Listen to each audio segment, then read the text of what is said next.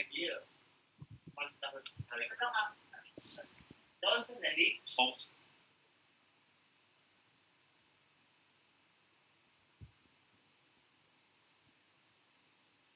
Dan semua foto ini mempunyai kegunaan masing-masing. Untuk kalian diingatkan apa perbedaan AP, PA, lateral, oblik, toplodotik, dan lateral decubitus. Kira-kira gambarnya seperti ini.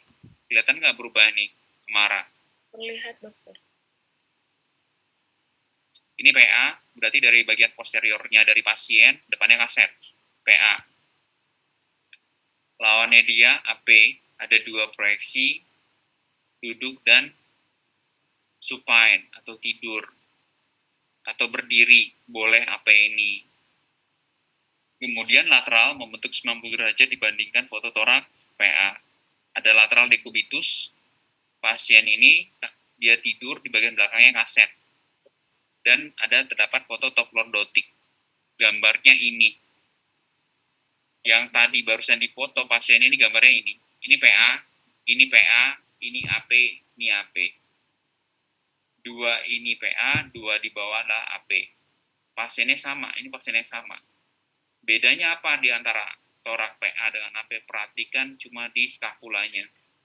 Skapulanya pada sisi lateral, luar atau perifer dari torak.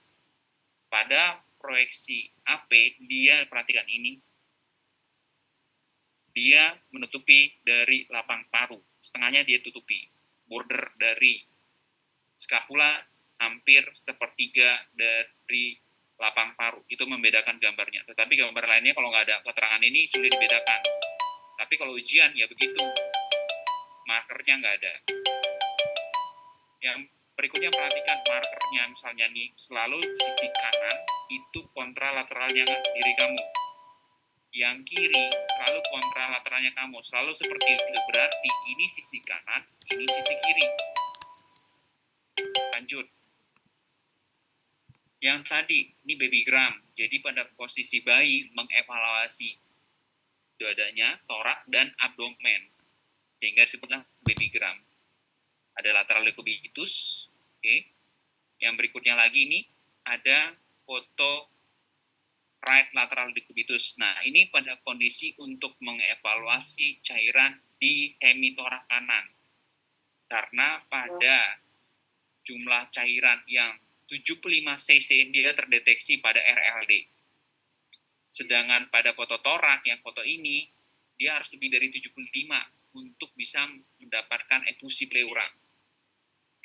Sehingga pada kasus demam berdarah, overload cairan, dan lain untuk mencari evaluasi efusi pleura dilakukanlah foto RLD.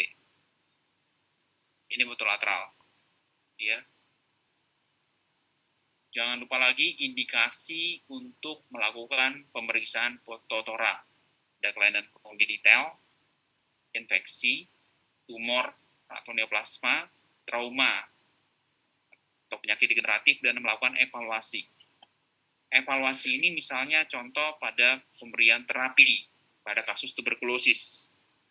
Nanti lihat di rumah sakit. Biasanya dia 1 bulan pertama, ya setelah pemeriksaan cek dahak dibandingkan fotonya sebelum terapi dan sesudah terapi. Dan yang terakhir 6 bulan untuk evaluasi, atau pada beberapa kasus tertentu untuk mengevaluasi cup yang terpasang. Misalnya di endotracheal cup, chest cup, atau bisa juga pada anak OGT, atau bisa juga central venous catheter dinilai kegunaannya itu. Yang perlu diingat secara teoretikal densitasnya, kalau dia opak akan diberikan gambaran itu karena terekspos oleh logam. Sedangkan dia lusen ketika eksposnya itu udara bebas. Ketika ketemu di antara itu, komposisi dari jaringan ataupun organ ataupun struktur itulah yang dievaluasi berdasarkan degradasi, perubahan warna hitam ke putih yang kita bilang radio opak dan radio lusen. Gambarnya ini logam, udara, bone, soft tissue. Saya lanjut pada langsung kasus. Kasus yang perlu kalian ingat pertama ini, prinsipnya dulu. Cara pembacaan. Stylenya di rumah sakit mungkin berbeda ya. Rumah sakit Budi Asi, terus Bekasi, rumah sakit di Semarang, itu kira-kira beda. Tapi saya mau ngambil kesimpulannya gini. Prinsipnya, tentukan dulu jenis fototoraknya, proyeksinya apa. AP, PA, lateral, dan sebagainya macamnya. Yang berikutnya, interpretasinya bisa gini. ABC, RW dulu, bone, kardiak, diafragma, ada efusi, lapang paru, gastrik. Itu ABCD. Dia ngikutin terminologi ini. Ada juga yang baca dari tengah, sisi tengah ini. Jantung ke perifer. Atau dari perifer ke jantung. Konsepnya yang penting urut. Jangan bacanya ngacak. Misalnya contoh gini. Ngomongin trakea, terus ngomongin, dia habis itu ngomongin, bicarain tentang sinus. Enggak urut. Prinsipnya urut sehingga tidak terlewat. Contoh misalnya dari saya sendiri saya buat. Pertama, saya dari tengah, saya ceritain tentang jantung. Evaluasi CTR. Normalnya CTR bagaimana? Ini ada garis hayal dari tengah, melewati vertebra torakal, lewat prosesus spinosus, tarik garis hayalnya. Batas terjauh sisi kanan jantung, misalnya A, bukan yang ini batas jantung juga, tapi nggak sisi yang terjauh. Misalnya A, kemudian batas terjauh dari jantung sisi kiri, ini B, bukan yang ini. Cari yang paling menonjol, paling bulging. Dibandingkan dengan kapum torak. Ini misalnya 25. Ini kapum torak nggak? Iya, tapi bukan yang terbesar. Cari yang terbesar semuanya. Baru dibandingkan. Nilainya harusnya kurang dari 50. Kalau lebih dari 50 berarti pembesaran jantung. Yang berikutnya lihat sinus dan diafragmanya, jelas dan tajam. Yang mana? Yang ini, sinusnya ini. Ini diafragmanya. Kanan, kiri. Harus terlihat tajam. Yang berikutnya trakeanya di tengah. Ini di tengah. Yang berikutnya hilusnya menebal atau tidak. Yang mana hilus? Yang ini. Bandingkan dengan trakea dengan ini. Jika lebih dari trakea atau lebih dari 2 cm, berarti hilusnya menebal. Yang berikutnya, corakan bronkopaskuler. Jika melebihi 2/3 dari hemitorak paru, itu berarti mengalami peningkatan. Contoh yang ini. Jadi kalau ngambil garisnya, setengah dari kapum torak ini disebut setengah. Jika lebih dari setengah sampai di bawah setengah garis air lagi lebih dari 2/3, ini corakannya yang ini. Jika yang ini sampai ke sini lewat, berarti corakan bronkopaskuler meningkat. Kalau dia di bawah ini, normal. Yang berikutnya, adakah suatu opasitas, konsolidasi, bercak, nodul, lesi di lapang paru? Skeletalnya dilihat, gastric bubble-nya diperhatikan di sisi mana, harusnya di subdiafragma kiri. Jantung dan parunya dilihat normal. Yang berikutnya perlu diingat oleh kalian, ini ada contoh di atas, ada namanya zonnya, apek. Di atas dari klavikula disebut apek. Di bawah klavikula dan sejajar dengan fisura horizontal itu disebut lapang atas, lapang tengah, kemudian ada fisura oblik, lapang bawah, pada sisi yang kanan. Yang kiri ada 2 lobus dipisahkan oleh fisura oblik, berarti lobus superior dan inferior. Ini diafragmanya dong ya, ini sinusnya. Nah, pada posisi lateral, proyeksi yang sebelah kiri, ada fisura oblik membagi, ini bagian upper, ini bagian lower. Yang satunya lagi dibagi menjadi 3, ada fisura oblik, ada fisura horizontal, lobus superior, media, inferior. Ini saya langsung buat kasus buat kalian. Perhatikan terminologi ada. Ini konsolidasi. Massa kalau lebih dari 3 cm, nodul kurang dari 3 cm. Ini infiltrat interstisial seperti ini. Jadi kalau kita terjemahkan konsolidasi seperti apa? Ini gambarnya konsolidasi yang ini. Ini konsolidasi. Ini konsolidasi. Ini bercak. Fine reticular bercak.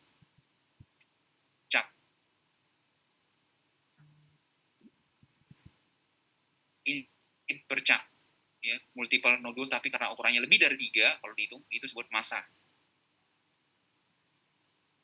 Contoh kasusnya gambarnya ini. Ini saya ngambil contoh yang ini. Ini adalah foto torak proyeksi PA.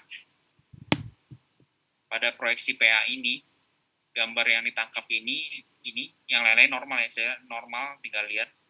Yang ini ada satu konsolidasi di lapang atas dan apek paru belah kanan dan ada kavitas. Ini kavitasnya. Ini kelihatan nggak, Wina, yang saya tunjuk? Kelihatan, dokter. Ini kavitas, ini konsolidasi. Karena pada kasus tuberkulosis gambarnya ada konsolidasi, ada kavitas, dan diletakkannya di apek dan lapang atas paru, jawab kita ini arah ke tibi paru dulu. Kalau di bawah apa? Pneumonia. Kenapa patognomoniknya begitu? Patternnya. Karena tergantung dari sistem imun. Jawabannya seperti ini. Contoh lagi. Yang ini sama. Di konsolidasi, yang ini kavitas. Selain konsolidasi kavitas, ini ada hilusnya menebal kanan kiri. Ada limfadenopatinya. Yang berikutnya lagi, ingat nih, yang ini dia ada fototorak. Proyeksinya PA, yang ini top lordotik. Nanti kan bedanya. Top lordotik, klavikulanya naik ke atas, tidak menutupi dari costa. Jadi agak lain untuk mengevaluasi nilai ini. Di sini ada konsolidasi. Kenapa? Karena di sini ada klavikula yang menutupi ini. Ketika dibuat ke atas kelihatan, ini dia konsolidasinya. Yang berikutnya ini TB miliar, bentuknya miliar kecil-kecil, puntata seperti pasir, infiltrat miliar difus di kedua lapang paru. Contoh pada kasus ini tuberkuloma, ini. Oke, kita lanjut lagi buat ingetin kalian. Ini TB paru lama, udah ada sikatrik dan fibrosis. Menarik-narik baik diafragma dan lain-lain. Ini gambar efusi pleura. Kas dari efusi pleura, sinus dan diafragmanya berselubung. Sinus dan diafragmanya berselubung. Ketika ada perselubungan dan ada contoh gambar ini namanya garis Ellis-Domeyer, berarti mengarah ke suatu efusi pleura. Ada perselubungan, karena letak lainannya di kapung pleura, ngomongnya kita biar nggak bingung disebutlah hemitorak. Perselubungan di hemitorak kiri. Ini efusi pleura kiri. Ini juga sama, berselubung. Konsep awalnya gitu. Ini yang tadi efusi pleura dilakukan dilakukan foto RLD, right lateral decubitus, jadi seperti ini. Fluid level, perselubungan, efusi pleura kanan. Hidropneumotorak itu ada dua komponen, berarti ada pneumotorak dan cairan. Kasus ini di mana corakannya menghilang, ada perselubungan di hematorak kiri, corakannya menghilang, adalah suatu hidropneumotorak. Konsep dari pneumotorak sendiri, perhatikan paru yang kolaps, ada pleura lain, corakan yang menghilang yang ini, pasti di sini akan gambarnya hiperlusen. Kira-kira kalau di CT scan seperti ini corakannya nggak ada. Ini corakannya ada. Ini hilang. Ini paru yang kolaps secara CT scan. Kalau dengan foto konvensional bagaimana? Ini seperti ini. Ini attention. Ini corakan yang menghilang, paru yang kolaps, hiperlusen. Harus ada 3 kriteria itu. Tapi diperhatikan juga jumlah pneumotoraknya. Kalau lagi banyak ya kelihatan. Ini saya lewat-lewat, dianggap kalian bisa. Terus yang ini, gambar bronkiektasis, rongga lusen. Ini deskripsi yang lainnya berarti saya anggap lagi normal. Corakannya meningkat, ini sampai ke pinggir, ini perifer di sini. Ini rongga lusen multiple, ini.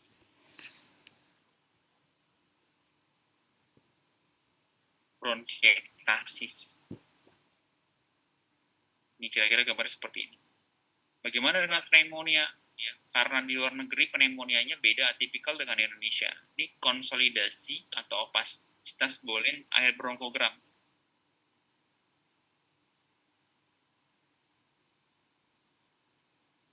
Kalau di luar negeri letaknya untuk pneumonia itu bisa di lapang atas, tengah, bawah. Kalau di Indonesia TB paru letaknya di atas, sedangkan pneumonia atau bronkopneumonia di bawah patok pneumoniknya. Gambar kasnya seperti itu. Ini konsolidasi, sama ya, tapi di bawah. Ini adalah satu lobar pneumonia. Sebutkan letaknya di mana? Tengah, bawah. Ini saya ngasih tahu bedain. Kalau ini pneumonia, kalau ini bronkopneumonia. Lihat gambarnya ini infiltratnya nggak setebal yang ini, yang disebut konsolidasi. Ini tipis. Infiltrat di lapang tengah dan bawah bilateral. Lainnya sama. Ini pada kasus pneumonia karena COVID-19 awalnya baik-baik saja. Ya, gambarnya sama dengan yang ini. Apa? Pneumonia. Gambar COVID, gambarnya apa ya? Gambar pneumonia. Yang awalnya baik-baik aja, lanjut jadi gambarnya konsolidasi malah difus di kedua lapang paru. Dan pasien ini terintubasi ini dipasang ECT karena gagal napas.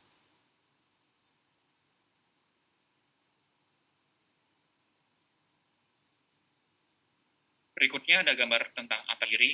Salah satu gambar atelektasis, nah itu harusnya ada konsolidasi, ini penarikan dari diafragma, dan kompensasi dari paru sebelah kontralateralnya, atau sebelah pada gambar ini sebelah kiri. Contoh ini, berikutnya lagi atelektasis, parunya ditarik semua ke sebelah kiri, sinus diafragmanya berselubung. Nah, ini ada juga dua komponen, ada atelektasis dan efusi pleura kiri.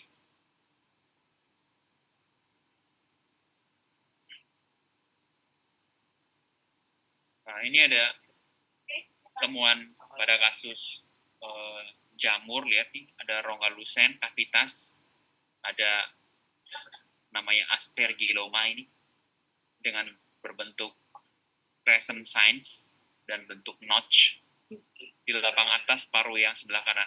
Pasien ini kemudian di CT scan, gambarnya ini. Inilah adalah amobomanya atau fungus ball-nya, ini kavitasnya.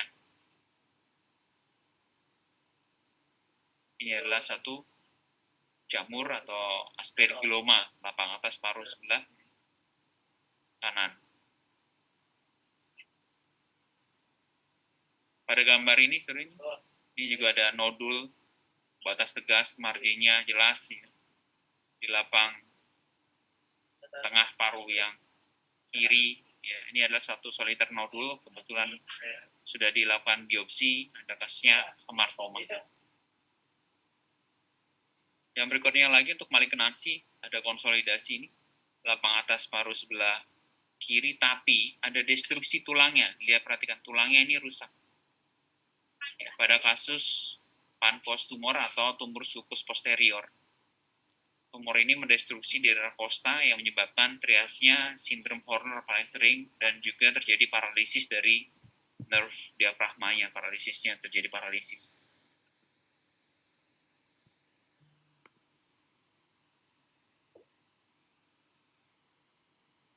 Ini contoh multiple nodul, kita geser biar kelihatan beda ini. Multiple nodul di lapang paru bilateral, metastasis nodul jawabannya. Nodul dengan bayangan opak yang multiple ukurannya di lapang paru bilateral. Metastasis intrapulmonal yang penyebabnya banyak. Demikian juga ini sama, multiple nodul, lihat bulat-bulat di lapang paru bilateral. Satu lagi kasus abses paru. Ini ada kavitas lapang atas paru kanan dengan air fluid level beda. Kenapa air fluid level nih? Ada udara, ada cairan. Dan pada posisi lateral bentuk ini sama, membentuk gambar yang di lateralnya sama. Ini adalah satu abses paru kanan. Saya cuma ngasih satu soal nih buat kalian. Zahra, silakan baca Zahra. Ini saya udah buatin cerita nih buat latihan. Zahra baca aja. Ini foto toraks PA. Kemudian ini kornya tidak membesar, CTR kurang dari 50%. Kemudian sinus dan diafragmanya normal, sinusnya ya, sinus cosophanicusnya lancip, diafragmanya licin, kemudian hilusnya normal, tidak menambal, lalu corakan bronkofaskularnya normal, tidak meningkat, tampak infiltrat atau bercak di lapang atas, di lapang paru atas bilateral, dengan kavitas di lapang paru kiri. Pesannya TB paru aktif dengan kavitas. Kira-kira begitu ya. Karena untuk ujiannya seperti itu. Baik itu di kamu rumah sakit, kira-kira seperti itu. Cara begitu di rumah sakit apa bilangnya di sana? Infiltrat, mengawan, bercak mengawan atau apa? Di Infiltrat. kasih ya? Infiltrat tuh. Filtrat. Kalau di Cengkareng bilangnya apa? Di Cengkareng siapa? Natasha.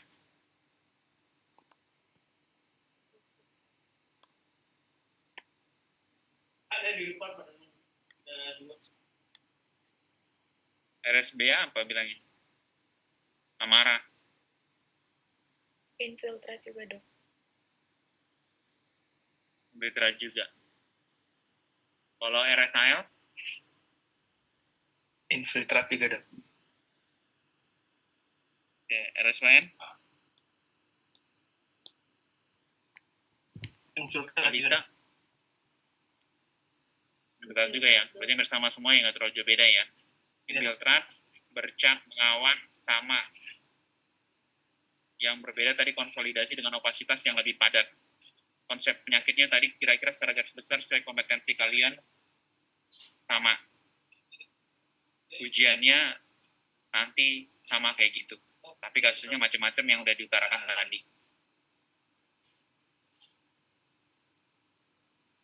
Ada yang ditanyain? Saya udah selesai presentasi. Biasanya saya malah menyuruh kalian presentasi.